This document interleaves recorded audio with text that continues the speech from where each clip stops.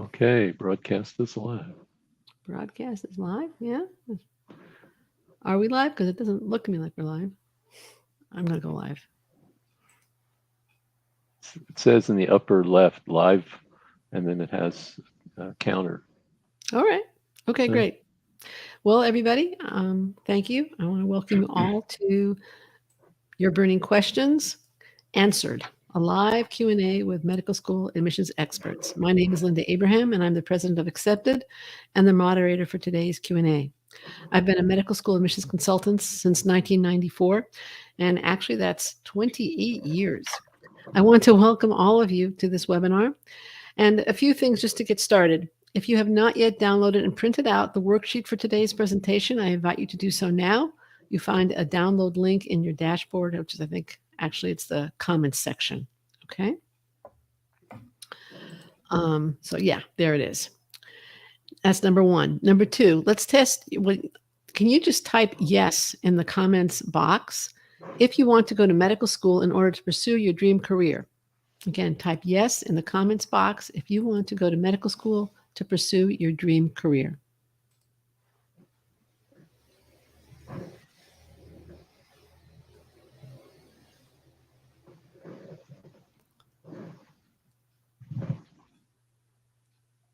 All right.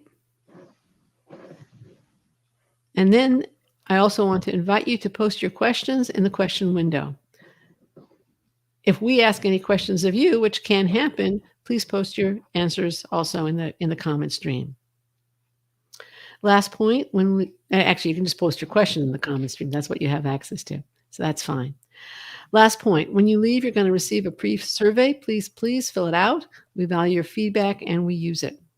Now, and then there's one more thing before I introduce today's experts. I've been told that sometimes webinar attendees or even live attendees are curious if there's going to be any special offer at the end, and they may forget to pay attention to the content. I don't want that to happen to you.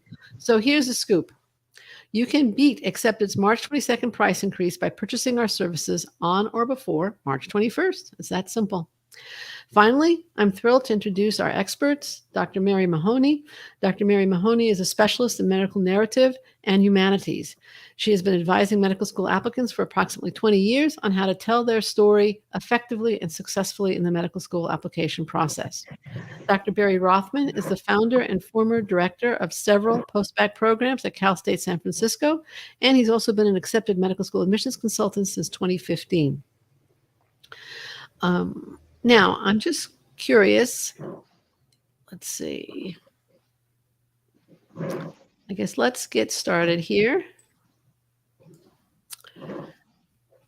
Let's face it, it's hard to get accepted to medical school. The process is long, difficult, and grueling.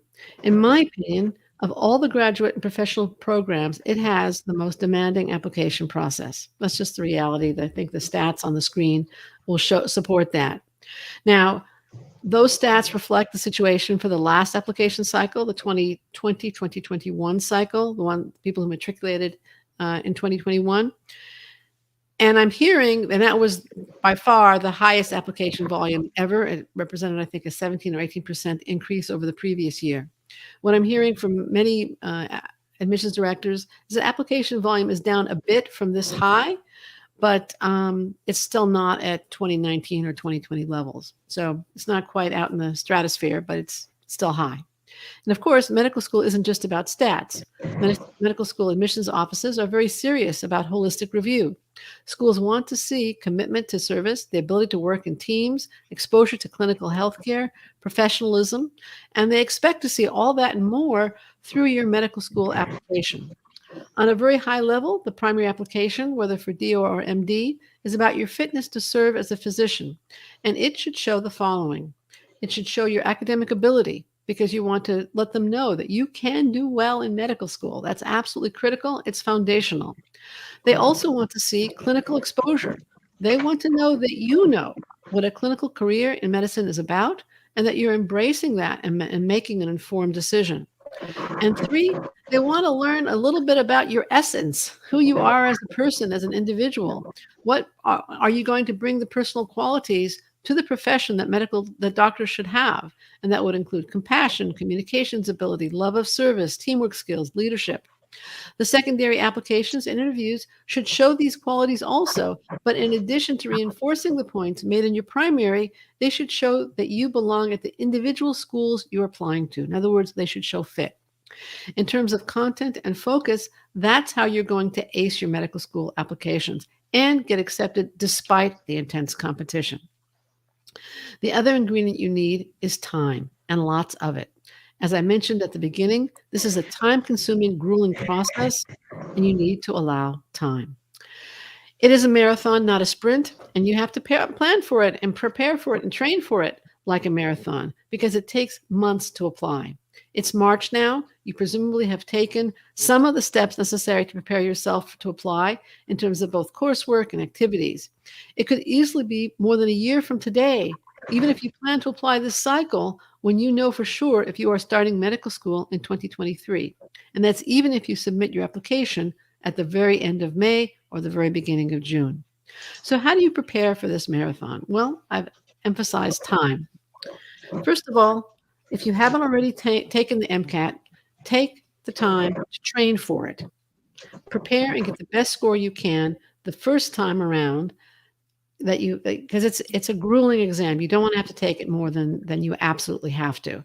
Obviously, if you don't get the score you want and you feel that you can improve it, then you retake. Okay, you deal with it. But don't go in without proper preparation. 2, investigate the different programs so that when you apply to the programs, you're applying to those that are most likely to accept you and where you have that fit, that you can show you have the qualifications they're looking for, that you share their values, you have strengths that match their strengths, and their preference for in-state versus out-of-state students. And then you want via the application, and that includes the MMEs, the personal statement, activity descriptions, that that you have those personal qualities, you have that essence, that you can tell your story effectively. And you want to start working, especially on the primary application, as soon as possible. Yes, even 2 months before they're due, or as soon as possible after you finish the Mcat. And finally, you want to equip yourself for a deluge of secondaries by pre-writing the most common secondaries or the secondaries for those schools that you are most likely to get. In other words, they send them out automatically. And you want to do so during the lull after you submit your primary and before secondaries start to come out. So I would also strongly encourage you, again, this is a tough process. And much like patients go to doctors because they don't have all the answers and they don't have all the experience, they don't have all the insight, get someone experienced, knowledgeable, and objective to support you while you're going through this process. Given the complexity of the application process and the odds, you need a guide who knows the process inside out and who can support you through this grueling journey.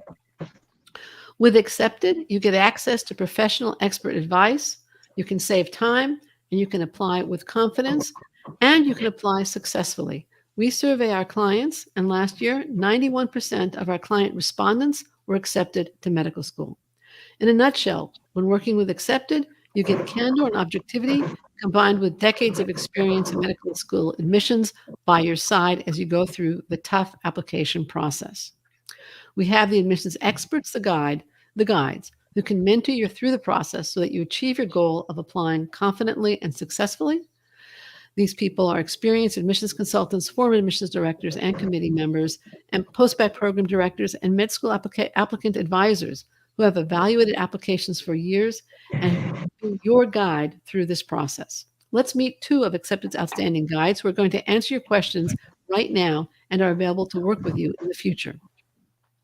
Dr. Mary Mahoney is a specialist in medical narrative and humanities. She's an English PhD who has been advising medical school applicants for approximately 20 years on how to tell their story effectively and successfully. Dr. Barry Rothman is the founder and former director of several post-bac programs at Cal State San Francisco. He has a PhD in, I think it's biology, right, Barry? Right, Biochemistry. Biochemistry, okay. And he's been an accepted med school admissions consultant since 2015. And now we're ready to take your questions. So please feel free to post them. And let's see. Okay.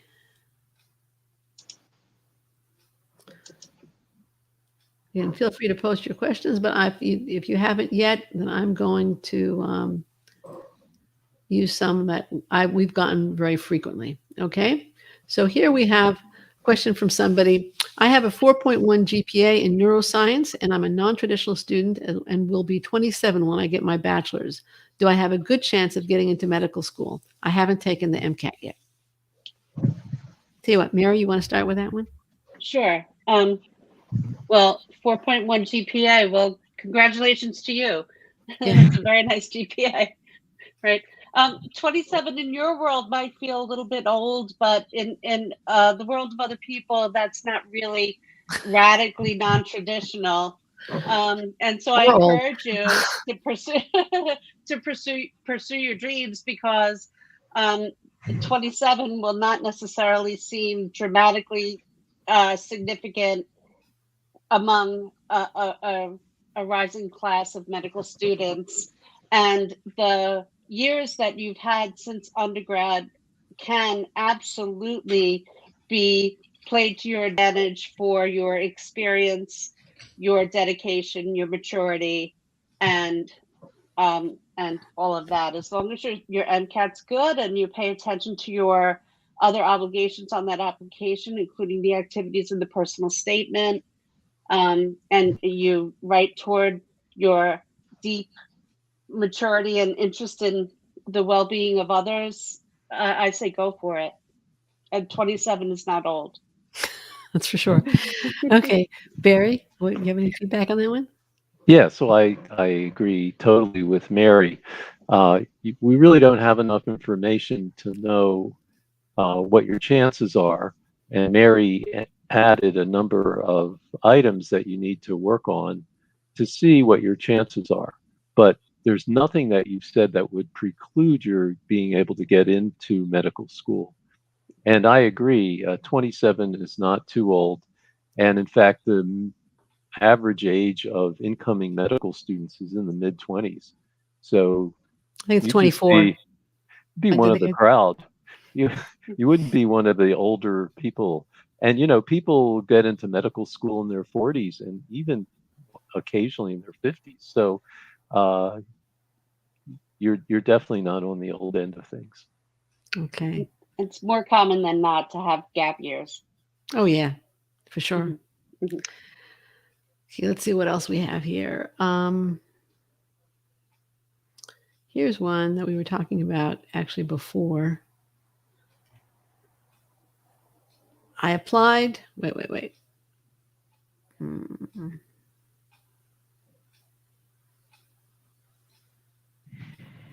Okay. I understand I didn't share my presentation. Sorry about that, folks. Let's see. Can I thought I was. Okay.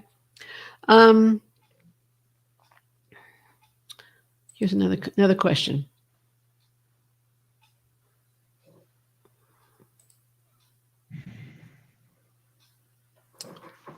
I applied to several programs and haven't received any acceptances. However, I was waitlisted at 2 schools. How can I get off the wait list? Barry, why don't you take that one? Sure. Again, I would need more information. Trying to identify what may be some of the weaknesses in your application.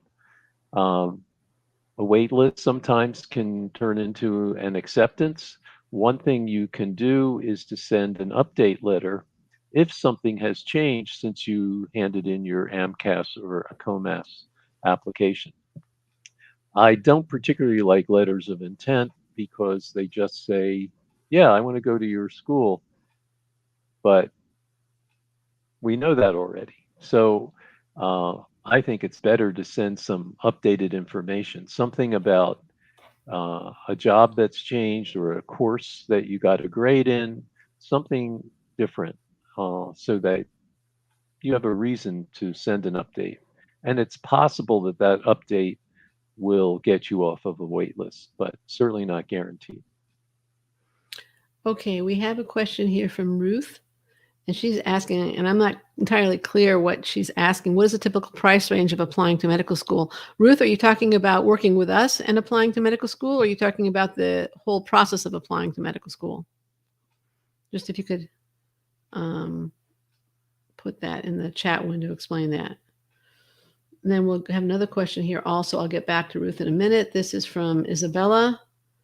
Although I have extensive volunteering experience on my application, I currently am lacking in research. I have participated in a small amount of clinical research, but I would consider this insignificant.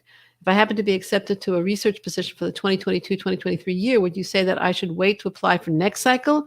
Or do you think my chances of acceptance are just as high if I apply to medical school this year and simply put on my resume that I will be partaking in this research?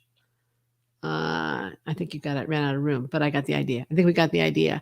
Mary, what do you want to say? That one? Yeah, well, again, it depends upon the other aspects of the application itself and the other things that you've done. That said, there are a lot of people who have been thrown off their plans in the past 2 years. And I would also say that there's an opportunity after an early application is submitted to give an update for what you're doing during a gap year. And if you are doing research during a gap year, it would be absolutely advantageous to send that information in, but you can't submit it until it's begun. So there's that, and you're not alone. There, it seems to be a little bit of a trend where people are missing out on opportunities for research and clinical experience due to the pandemic. So, there's no guarantee, and you have to kind of weigh your options. But should you take the initiative to apply this year, you absolutely should provide an update later. And if you don't get in, I wouldn't see that as a deterrent from applying again the following year when you have almost a full year of research or clinical experience. Okay, great. Thank you. Barry, do you want to add to that? Yes, some med schools are focus on research. These tend to be in Research One institutions, say some of the University of California campuses or some of the Ivy League schools and other schools too. And so, yes, having more research experience might be good. But some med schools really are focused on teaching you the art of medicine and the science behind medicine, and they don't care as much about your research record. So I think partly it has to do with the schools that you choose to apply to. Right. Yeah, I was going to add that also.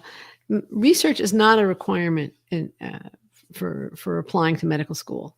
Clinical exposure is. Now, if you apply to research-oriented programs, as Barry just said, then I think you'd have a problem. But I think if you also say that you're going to be doing research for the next year, that might very well address the problem and mitigate the fact that you haven't done it to date. So I don't think that this is a deal breaker at this point in time. Okay. All right. I'm going to respond to Ruth's question. Okay. What is the typical price range of applying to medical school? Let's assume, she said full process. I think there's the full process of applying, right? There's the MCAS application, there are the secondary applications. I think you can figure that, you're looking at $100 to $150 per application. Would you agree with that? If you talk primary and secondary altogether? I think it's going to be more than that. It's going to be more than that? And I'm not talking about our fees. I'm talking about just application fees. No. What, 175, 200? What do you 200. I'm going with 200. You're going with 200. Okay. If you apply to 20 schools, 20 times 200 is, I think, 4,000, right? Right? $4,000 just in application fees. That doesn't count MCAT prep. It doesn't count any travel if you choose to visit schools or if you choose to do in-person interviews. So the process of applying to medical schools is an expensive one. All right. In terms of, and then if in terms of our fees, if somebody works with us throughout the process for the whole thing, we have a primary plus secondary package. I actually don't have the price in front of me, but it's around $65.60. And it would be the primary application plus 8 secondary applications, a lot of times, and 1 mock interview are included. Usually people, I don't know about usually, but a lot of times people want a little more than that. So I would say that to use our services throughout and kind of get maximum support, you're looking at between $6,000 and $10,000. If you are rejected and you apply on your own, realize that not only you have the out-of-pocket costs of the application, you also have a year of lost earnings, because your earning capacity will be much greater after you get your MD than before, than at this point in time. All right. So that is, again, if you're trying to decide how much it costs to apply and whether it pays to use a service like this, you have to count the opportunity cost or the possible opportunity cost of rejection in that analysis. Okay, let's see. Yeah, did you want to add something, either Barry or Mary? Yes. Go ahead.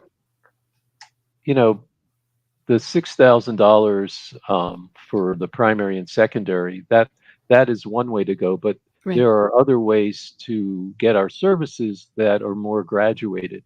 For example, you can buy time, which can be used for any aspect of the application process. For example, 5 hours costs $1,600. That's a lot less than $6,000. And who knows how much time it might take. If you're a good writer and you can interact with your consultant, you might wind up getting your primary application done at a pretty reasonable cost, and then maybe work on a few secondaries and realize that as you learn how to write the essays for secondaries, you can use them to write the ones that you finish, you can use to write the future ones. That many of the questions overlap tremendously. And so getting some help from us for maybe the first 4 or 5 secondaries might be enough. So you can do this process. You don't have to do it for $6,000. I believe you could probably do it for in the $3,000 or $4,000 range, and still have a viable application. All right, great. Thank you for adding that, Barry. Good point. And the minimum, by the way, is $340. So you can also do that. $340 per hour. $340. But if you get 1 hour, that's what it costs. Okay. Yeah. We have some more questions here. Isabella asks, let's see. No, I just answered that question, so I'm not gonna repeat that one. Sorry. There's another question here. That's a volunteering question now from Isabella. Oh, no, it was the one about research. I just made a mistake. I clicked the wrong button. Okay, so this is another question from Ruth. What are the most common interview questions asked? Barry, you want to take this one? Sure. One that I guarantee you're going to be asked is, why do you want to be a physician? Right. So if you say, gee, that's an interesting question, I haven't thought about that, that's not going to work very well. So you should have an answer that has some depth. Saying, I like to help people is great, but that's not a good enough answer. You really need to plumb the depths of your being and your psyche and have a sense of why you really want to do this. Maybe have 4 or 5 talking points to go with your answer. So that's a common question. Another common question might be, tell me about your strengths and weaknesses. And you might want to have 3 strengths and 3 weaknesses. And the weaknesses should be genuine, not I work too hard or I'm just too good of a student, something like that. But to actually talk about weaknesses that you are working on. And in answering that question, it's nice to have examples of your strengths and weaknesses, and for your weaknesses to have examples of how you're working on them, that you're in the process of improving. Right. There's your presentation. Yeah, I just realized that I was clicking the wrong thing. Okay. Right. I would just add why this particular school. That should be something that you're very, very versed in, that you're aware of, and that you have much more specific knowledge of what this school is about than just gleaning a website or a blurb online. they want to know that you're very aware of who they are, and that is one of the reasons why you were applying in the first place. And then there are 3 other questions that I think are pretty common. They may not be as common as the one that have been already raised. One is, how are you going to add to the diversity of our school, or how have you been involved in social justice issues? Another one would be, how were you impacted by COVID, and what was your response to COVID? And a third one would be, how have you attempted to help the disadvantaged? Okay, so I think the first one and the third one are closely related, but those are questions that you should be prepared to answer. And you might have to answer them in secondaries, which will help you prepare for them if they're in interviews. Yeah. Okay, we have more questions. Do you have anything to add, Mary? I'm sorry. I was just going to say, how do you feel about universal health care? That was one that came up quite a bit with a couple of people that I had been working with. Okay. An awareness of the climate of what's going on in healthcare. Right. Yes, I would add questions about, what do you think of the U.S. healthcare system, and do you know of another healthcare system that you can compare it with? Ooh, that's a good one. That's a tough one. Yeah. All right. Okay. All right. Here we have one from Karina. I'm currently working as a remote medical scribe where I video conference into the patient visit. Is it a disadvantage to have clinical experience that is remote as opposed to in-person scribing? I think it would. All right, Mary, go ahead. That's the reality right now for the past 2 years. I would also say it would depend on what else you've done. Mm-hmm. If you have other clinical exposure and this is remote, okay, that is the reality of our lives at this point in time. Mm-hmm. I've had clients who have switched to remote scribing, which isn't, of course, ideal, but they found a way to have something that they could do that made them an essential worker. So they became, I might be messing up on the terminology for this, but they became the mock patients for the medical students. I might not have the buzz phrase. Model patients. So they became essential workers, and they went in person and did that in order to help facilitate getting the current medical students out on the front line should they be needed to support patient care in the height of the pandemic when nobody knew what we were going to be looking at 6 months out. So, to also perhaps find a way that if you have to be a remote scribe due to circumstances, that there's some other way that you can get yourself out there. Okay. Barry, I would add that it shows resourcefulness. So not to think that you're doing anything wrong. You're making the best of a difficult situation. And I think the med schools understand it's very hard until recently, maybe still now, to get any in-person clinical experience. Yeah. It's exceedingly difficult, and they still need to admit people into medical schools. So I think you're showing resourcefulness, and maybe not be apologetic about it, but talk about how resourceful you've been. Okay, great. Thank you.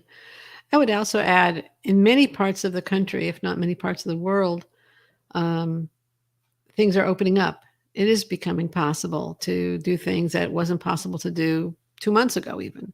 So if you can get into an in-person clinical setting, try to do so. If you can't, you can't. Mm-hmm. Okay. 3 really good ways are becoming a medical assistant, becoming a scribe, and becoming an EMT. And those are solid ways to get patient contact. Great. Okay, Hannah asks, how heavily weighted is the Mcat at top 50 schools? Okay. Barry, you want to start with this one? Yeah, you look eager. I prefer to Barry on that one. I think that MD schools are still very, very concerned about MCAT scores. So yes, I would say they're heavily weighted, maybe too heavily weighted, but that's the way the system is working. One thing is that some schools do perform more holistic reviews. And one way to see that, if you look on the MSAR, is to look for schools that have a wider range of Mcat scores. That means that they're not weighing them as heavily. The ones that have a narrow range of Mcat scores probably are not doing holistic reviews. Do you want to add anything, Mary? No, I would say that the scores are important, but it's not the only thing that's important in the application. Yeah. And the application is an opportunity to bring out other aspects about who you are, so that this way the other aspects of the application enhance your candidacy rather than just mute it or pass it through. So it's really the big picture for the most part, I would say. But you certainly don't want low scores if you can No. help it. No. Right. I sometimes like to say that the MCAT can keep you out. That's for sure. Yeah. Most, especially the better rank program, it's unlikely to get you in. It's just not going to be the differentiator, because they get a lot of high scores. Yeah. I would add that the Go ahead. MCAT is quite stressful to study for and to take, and to work on your stress handling skills. It's a great opportunity to learn how to be centered while you're studying for this, because it's really easy to go off the rails and just hurt yourself with anxiety. And you're entering a profession that has a lot of anxiety and a lot of stress. So why not work on those skills now to help you not get buffeted around by your own anxiety? So the MCAT's a great place to work on that dimension as well. Okay. Here's another question. And again, I want to invite attendees to post their questions in the comment box.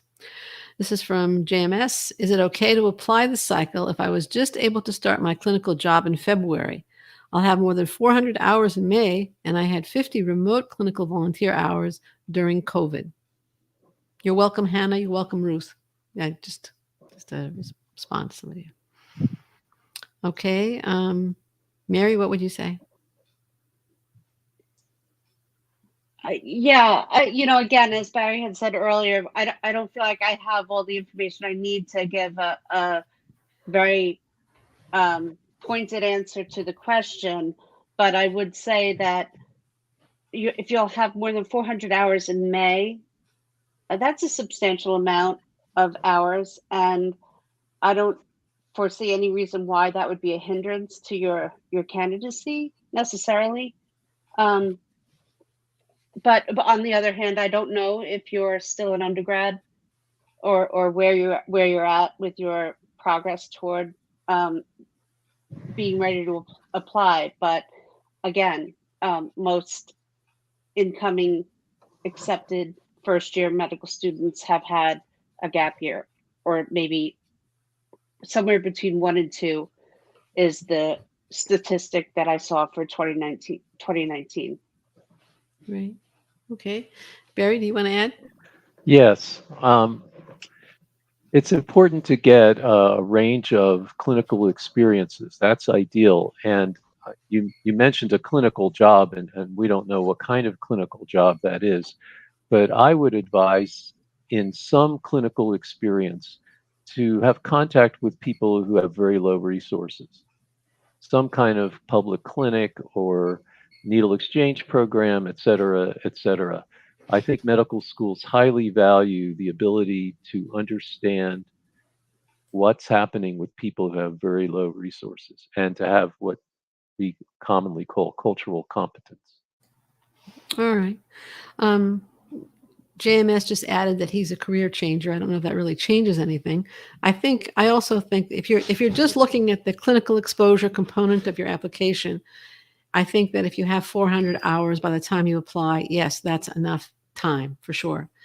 I also think that a lot of times I see on Student Doctor Network, I see on other student sites and med applicant sites, I should say, that if I have X hours of this, Y hours of that, and Z hours over there, am I competitive? You have with those hours, you have the you may, assuming they're enough, you have kind of the foundation. But I've interviewed, I don't know, 30, 40, maybe even 50 former admissions directors at this point. They never talk about the number of hours. I think the only ones that do are PA, because the PA program directors I've interviewed say there's 1,000-hour minimum. Okay, but med school, they don't talk about that. You know what they talk about? They talk about the insight that you derived from the experience. What made the application and the stories and the activity descriptions leap off the page. So yes, I think your 400 hours is enough time, but what's going to really make them valuable is the insight that you derive from them, how you are changed by them, how you've contributed in whatever capacity you can, and what you've learned from the experience. So, okay, you got the hours. Now, what are you going to do with them? Okay, little bonus to your question. I'm not sure that's exactly what you wanted, but I think that's important to get out there. Do you have anything else to add, Mary or Barry, to that one?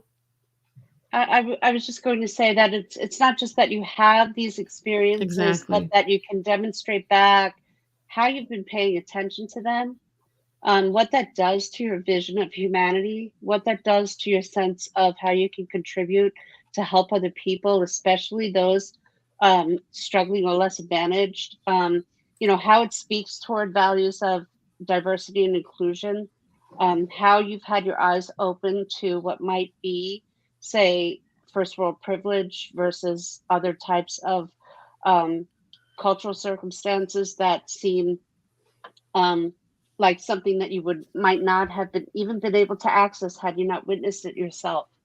And so that you walk away from these experiences really growing and changing as a person, and to convey that back narratively through the application. Okay, great point. Great point. Do you have anything to add, Barry? Oh, Mary really nailed that one. Very good. Medical narrative, right? Okay, here we have another question from Isabella. She said, would you say there is a range in the number of activities we should be mentioning in our personal statement, or is this simply individualized depending upon what you are trying to convey in the statement? Mary, you want to take that one? That's kind of, hit The it range out of of the number of activities we should be mentioning in our personal statement. Oh, if you have activities mentioned in your activities on your application, you do not even necessarily need, I wouldn't even encourage someone to feel that the personal statement needs to be a narrative resume. It shouldn't be. It shouldn't be a narrative resume. The personal statement really should be to convey a story, whether the story is about an experience you had, whether it's about how you came into the realization in a deep way about wanting to become a doctor, or whether it's about observing someone else in the circumstance and what that did to you in terms of your deeper understanding of humanity and growth. So I wouldn't encourage my clients at all to use the personal statement as a narrative resume. Barry? Yes, I totally agree. I think of the personal statement as a multi-dimensional process that shows different aspects of you as an applicant, ties in your background, talks about your academic record if there's something going on there, talks about your cultural competence, talks about a little bit perhaps of your experiences. Remember, the experiences section of your primary application can unburden your personal statement tremendously, especially the most meaningful ones, where you get a chance to write about how certain experiences really affected you. You have 2,000 characters, over 2,000 characters on the most meaningful ones. And so don't cram it all into your personal statement. Use the experiences strategically so that the combination of your personal statement and the experiences make a complete and whole picture of you as an applicant. I like to compare the application to a jigsaw puzzle, where every piece, no matter what size, and the personal statement is certainly a big piece of the application, fits together to create a portrait. It doesn't overlap. So in other words, as Mary and Barry said, the personal statement should not just repeat what's in the experiences. It should jive. It should fit together And when it comes together, it paints a picture of you. All right. I hope that helps. Can I just say Yeah, something? sure. One of the most satisfying parts of the application process and working with clients for me has been when they have their application, their primary application ready to go, and they send me the PDF of it before they submit, and we read it together, and every piece fits together beautifully. And it's like, oh man, this was worth all the struggling and all the time we put into getting all the I's dotted and T's crossed, fixing the grammatical errors, making sure the spelling is good, making sure there's nothing contradictory or vague in there. So that last step is really important to take. Agreed. Great ending to that question. Okay, now we also have a follow-up question from JMS, who was the applicant who said that they had they were just starting a scribe job. They were going to have 400 hours by the time they submit, and is a career changer. Thank you. I'm just worried. It seems like I'm doing it at the last minute. I've worked in underserved communities and non-clinical settings. Okay. Barry, you want to start with that one? Sure. Well, wonderful that you worked in underserved communities and non-clinical settings. Your social justice work is important, and it will complement the clinical work that you've done. So I look for clinical experience and I look for social justice experience, and in some cases, look for research experience.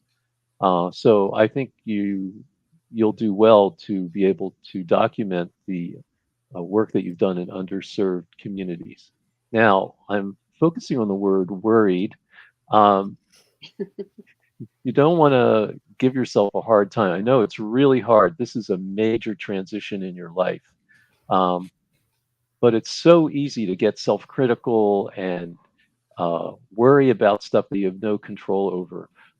I happen to think that you're in a good place, and if you move ahead thoughtfully and carefully, and maybe with some advice from us, you'll be a viable, if not strong, applicant. Okay, great. Mary, do you have anything to add to that? Yeah, I can't stress enough how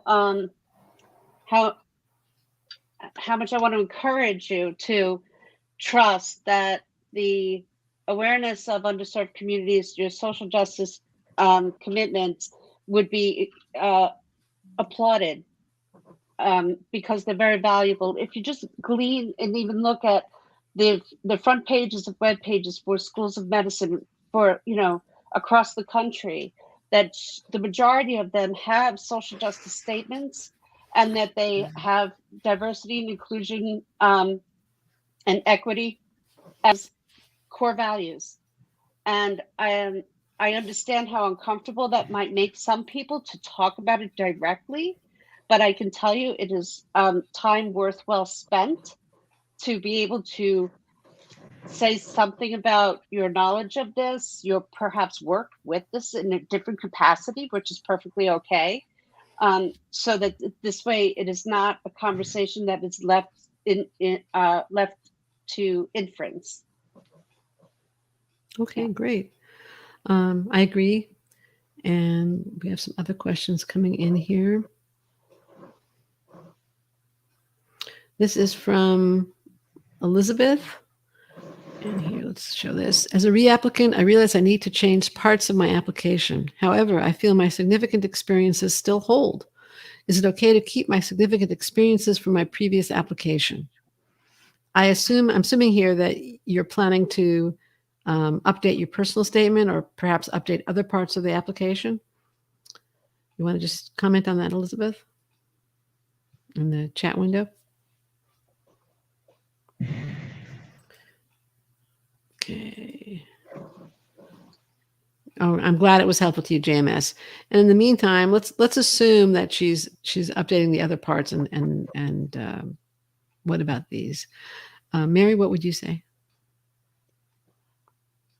I can't say I 100% understand what's being asked, but is it okay to keep my significant experiences from my previous application? I would say that as a reapplicant, a second set of eyes is not a bad idea, just to make sure that there's a sort of like an agreement on what significant experiences are when it comes to a medical application. I've seen experiences run the gamut, and sometimes to be well-rounded is a really wonderful idea, and then sometimes it seems as if applicants are fueled by their anxiety over their application, and then they put in things that might seem old, when I was 16, things like that might not necessarily serve you. So it'd be hard to say without really looking at last year's application and having a conversation about it. But what I would say is that my experience has been in situations like this, other than, say, filtering out ones that maybe seem like they're not serving the goal of this application, which is to get into medical school, is to say that it could be in how it's phrased. Barry? Yes. I think it's okay to keep the same MMEs, the significant experiences, but I would rewrite them, especially because one of the main reasons, or one of the main ways to improve an application, is to get help in writing it as efficiently and crisply and strategically as possible. So I wouldn't just carbon copy them. I would work with somebody to try to get help with maybe expressing them in a better way. Also, when I think of reapplying, I think it's very important, and most secondaries will ask this: what went wrong, and what have you done to address that? You Have you really improved? need, yes, how have you improved? You really need to do this. This is what the schools are going to want to know, and don't make them work hard to figure it out. Put it right out there for them so they can see you know what went wrong and you've addressed it. Exactly. I mean, just to add to what Mary and Barry are saying here, something went wrong in the last application. Yes, you could assume, and actually I just gave a webinar on this. Maybe I can ask Carly to post the recording link for you. Something went wrong in the last application. You can assume it was your Mcat. You can assume it was something like that. But I think it's a mistake to assume that your essays were perfect. Most writing, even professional writers' writing, can be improved. And that's why professional writers have editors. Athletes have coaches. Actors have directors. It's all because having somebody outside of you can be useful. Now, again, most people's writing can be improved. That's one aspect. Then the second aspect is, should you write about the same topics that you wrote about? Are they still the most meaningful experiences you've had? Well, that's a discussion, and we definitely don't have enough information to comment on that. But as Barry emphasized, you want to show growth. You want to show improvement. Even if it was your Mcat that was the main reason you were kept out, a year has passed. You need to show that you're not the same individual, that you haven't stagnated for the last year. So whether that is going to be shown through your personal statement or through your most meaningful experiences or through the activity descriptions, I can't answer that in this forum because I don't know what you're putting in or what you wrote or anything. But just know that this whole point of growth and improvement is critical for a successful reapplication. Okay, let's see. We also have another question here. This is from Karina. Here's the question. Is being a behavior technician providing therapy to children with autism viewed as a clinical experience by medical schools? Is this conducted in a school setting or in a hospital setting? Or a clinical medical setting? That would be my question. I don't know, Barry and Mary, if you have any. I've worked with some clients who have been behavior technicians, okay, and we counted it as a clinical experience. And it's a wonderful clinical experience because you have close contact with a patient population, which happens to be children with autism. So I would definitely claim it as a clinical experience. Okay. Karina just answered that it's typically at an autism center or at home. Mary, do you have anything to add to that? Yeah, my experience has been to say that, yes, it is clinical because it's direct patient contact. And that while the takeaway from these experiences might differ, whether they were in a hospital setting, whether they were in a home environment, but they're not necessarily any less valuable because of where they take place. But the takeaway might be a little bit different.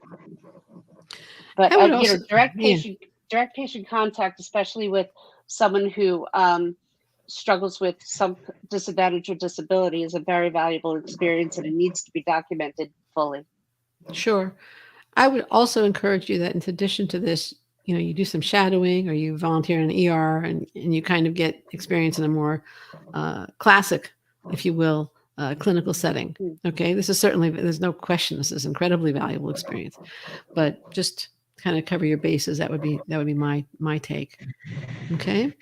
Let's see. Now I want to go back again. Please feel free to post your questions. I wanted to ask a question that was raised ahead of time. This is a drinking question. During undergrad, I was written up for underage drinking, but never was put on academic probation and always remained in good standing with the school. How bad of an incident is this? Will it impact my chances? For context, I am now a few years out of school, so this was a pretty long time ago. Okay. I'll go Go for ahead, that Barry. one. Go. I've worked with a lot of applicants who've had DUIs and other kinds of infringements. I think the real criterion here is this a repeated behavior or is it a one-time bad deal? And if it's a one-time bad deal, and it sounds like from the question, the way it was asked, it was a one-time incident, then talk about what you learned from it. And if you are not engaging in drinking behavior anymore, talk about that too. I've had applicants who've actually had to go to court and all sorts of legal entanglements and still get into medical school because on the bright side of this, you're being honest and open. Uh, you're owning that this was an issue. Yeah, it was many years ago. You've matured since then, and uh, document that you just it's not happening again. Um, if it's a repeated pattern, then I think you really need to go deeper in terms of explaining. Seeking therapy after an incident like that looks really good on your record. Sometimes you'll get punishments or sanctions, and you might want to describe those. But those, again, can be positive experiences. I had a client who, as part of community service for a DUI, wound up helping adults learn how to read. And that was a very valuable experience they would have never gotten. So they turned a bad situation into a good one. Great example. Mary, you have anything to add?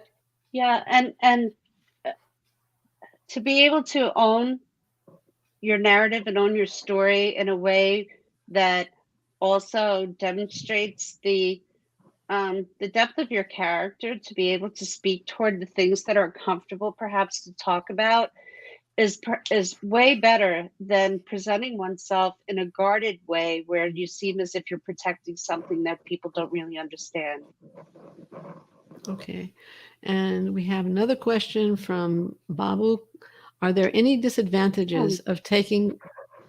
We spoke on the phone the other day. Oh, Hello, all right. Mr. Kura. Okay. Are there any disadvantages of taking Mcat for the fourth time? Who wants to take that one? I wouldn't exactly say it's a badge of honor, but tell you what, Barry, you want to go for that one? Sure, sure. And I think different schools have different criteria. One worry that they have is that when you take it so many times, you actually just get better at taking the MCAT, and that the improvement might be just more gamesmanship rather than actually understanding the material better. So, of course, I've seen people get in with 4 and 5 MCAT attempts. So it's not a terrible thing, but of course it would be better to get in with 1 MCAT. Okay. Mary, anything to add? Yeah, the only risk is that if the fourth MCAT replicates a low score once again, that's something to own. But I've had clients who had great insight into the difference between their academic performance in classrooms and the letters that their faculty members could write for them, in contrast to what might be sort of low performances on standardized tests. And that's real for a lot of people, and it's not necessarily a deal breaker. Right. Okay. Let's see.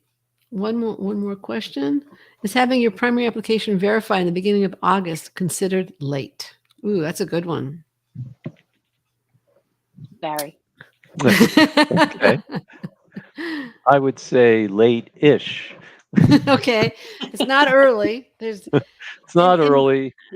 in but my mind. Okay, I'm gonna October. go out on a limb here. Okay, in my mind, June is early, July is okay, and yes, August is late or late-ish. Now, late-ish. certainly, yeah, that's Yeah. the beginning of August. You're talking. So, may I ask why you're planning to submit in the beginning of August? She's gonna hopefully respond to that one. Mary, do you agree? Again, I'm being kind of tough, but Yeah. I would say sometimes it's better to wait a while and actually have a good application than to rush it and have a not so good application. Sometimes it's a good investment to be late-ish, but really improve your application. But yeah, of course, it's better to get it in early or in July, something like that. she just writes, that's when I was verified last cycle. So I was wondering, since I'm a reapplicant, I would, Right. so I would, Verified. yeah. Okay. So I would say, well, first of all, verified is different than getting it in, but if Right. you're a reapplicant, get it in early this time. I mean, last time is, unless you're still being considered by some schools, last time is over, right? You did that. Okay. Don't do it again. Get it in early. Okay. Well, and if go you're ahead. if you're a reapplicant and your last application was quite late, let's say you got it in September or October, and when you're explaining how you've improved, maybe one way is I got it in 3 months earlier than I did last cycle. That's a very simple explanation, but it looks good. You learned from experience. You're not procrastinating this time. Right. Right. All right. I want to thank all of you for attending. I want to thank Dr. Mary Mahoney and Dr. Barry Rothman for an outstanding job here answering questions. And I want to thank you applicants for joining us today. If you would like to work with any of the panelists or another consultant, here's what you should do after the Q&A. Visit accepted.com/medical/services. Choose a service that's right for you. Get the guidance you need to present your best self and go from confusion to clarity and from doubts to confidence. Some of you may say, isn't accepted expensive? Well, so is rejection, and it can be far more expensive than accepted. So take a look at the risks of not applying with accepted. You have the cost of reapplication, which we discussed earlier. That can easily be $4,000. That's what we estimated. A year of earnings at a much lower level than after you earn your MD or DO degrees, and the potential that you could have gotten into a better program with greater lifetime earnings and opportunities and even earnings. So every year we work with applicants who talk to us a year earlier and decided after taking the do-it-yourself approach and getting rejected that they would work with us this time around. They would have been better off working with us initially, and frankly, so would you. But enough from me. What do accepted clients say? Here you have feedback from one of Dr. Rothman's clients. Dr. Rothman was incredible. We could not have asked for a better advisor to work with. He was kind, considerate, went beyond what we could have ever imagined, as you might have gathered from some of his answers. I'd highly recommend him to anyone looking for assistance with this process. And that client, was accepted at the University of Kentucky College of Medicine. And then here you have feedback from one of Dr. Mahoney's clients. I was very excited to receive the news. Dr. Mahoney has been a fantastic mentor throughout the secondary process, and I'm very grateful for everything that Accepted has done for me. This applicant was accepted to Penn State College of Medicine. Imagine yourself in the position of these clients, able to say to friends and families that you are accepted to medical school, knowing you're going to realize your dreams and start medical school, knowing you're going to don that white coat. We'd love to help you as we help the authors of the comments you've just seen and thousands of others over the last 28 years. So once again, this is what I recommend you do. Visit accepted.com/medical/services. Choose a service that's right for you, get the guidance you need, and apply confidently and effectively. Linda, could I add something here? Sure, absolutely. Yes. I wanted to make clear to our audience that we've helped people get into every medical school almost, from the very highest rank Oh, yeah. to all the other rankings, the Ivies, the University of California system, private universities, public universities. So we have experience with all of those, the full MD gamut. and DO. Yes. Occasionally international, not that much, but occasionally that too. So we do. Now, I also would like to share with you a final thought and a story. Remember the advice you've gotten here today about acing your primary and allowing the time for successful application, including the secondary, downpour, and ultimately interviews, as well as obtaining professional guidance to reduce your stress and increase your confidence and your chances of acceptance. If you're concerned about school selection, the personal statement, the MMEs, the activity descriptions, the secondaries, interviews, writing letters, update letters, and just in general, the writing required to apply successfully to medical school, and you're anxious about spending the next year or so stressing about this marathon that you're undertaking, remember what we've told you today and your goal. Apply successfully and confidently. And imagine yourself in the place of the client you've heard from, and the clients you've heard from as well as one you're going to hear from now. He had slightly no numbers and was stressed and overwhelmed when he came to us. He worked with Accepted, and here's what he wrote a year after he had been sitting where you are today.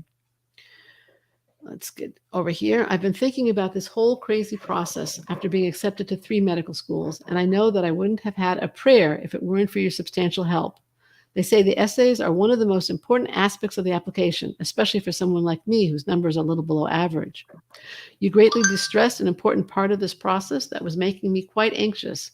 I felt much more confident in my essays after working with you. Slightly low numbers, concern about the quality and quantity of writing you'll have to do between the personal statements, the MMEs, the activity descriptions, the secondaries. If you can relate, then realize that this client did it. He's now in medical school, and you can do it too. Take the same steps that he took to get accepted. Now, I have a question for you, if you'll indulge me. You stayed for this presentation, you stayed for the Q&A, you stayed for the plug for our certain services. You certainly seem to be interested in what we have to say. And I'm curious, if you're not already a client, and I know that some of you are, or planning to become a client, would you be willing to share your reasons for not engaging one-on-one with Accepted? And you can do that in the chat window, in the comments, where the comments are.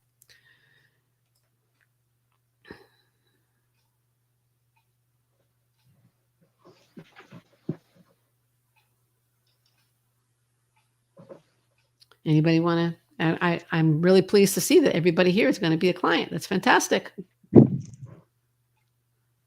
Okay, that's fine. Great.